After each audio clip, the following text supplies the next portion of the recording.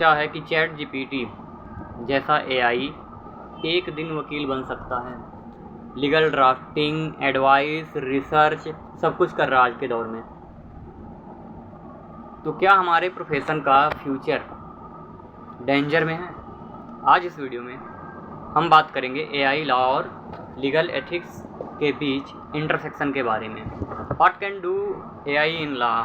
आज के समय में AI tools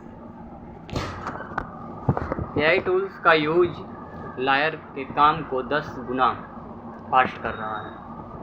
legal research, case summary, agreement drafting chat GPT से 2 से 3 मिनट में कर दे रहा है।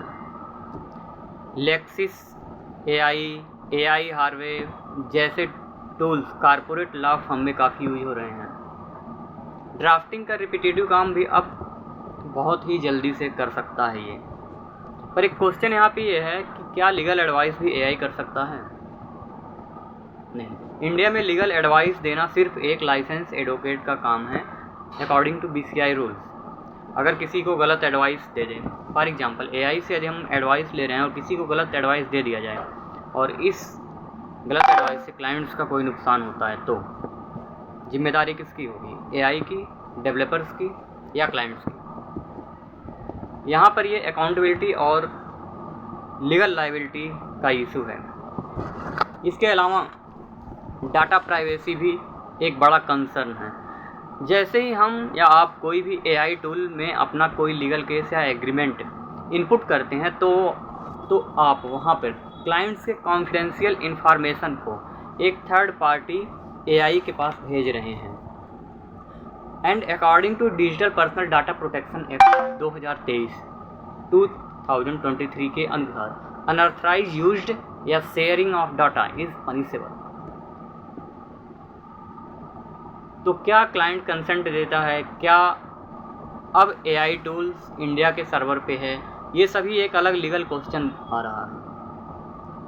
गूगल और एआई जैसे चीज़ों का अत्यधिक उपयोग, चाहे ऐसा उपयोग एडवोकेट्स के द्वारा किया जा रहा है या क्लाइंट्स खुद कर रहे हैं, तो अपना ही नुकसान कर रहे हैं। एआई एक पावरफुल टूल हो सकता है लेकिन एक वकील नहीं बन सकता। एआई लॉजिक दे सकता है पर एम्पैथी, स्ट्रेटजी, एथिक्स वो सिर्फ एक इंसानी दिमाग ही कर सकता है, एक इंसान ही समझ सकता है।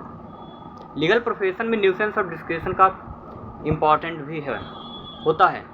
एआई किसी भी प्रेसिडेंट को समझ सकता है पर कोर्ट के मूड एक एक्सपीरियंस वकील ही समझ सकता है। कोर्ट के मूड नहीं समझ सकता है एआई।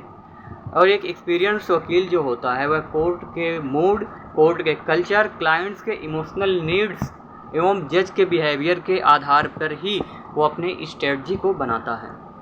एआई ये नहीं कर सकता।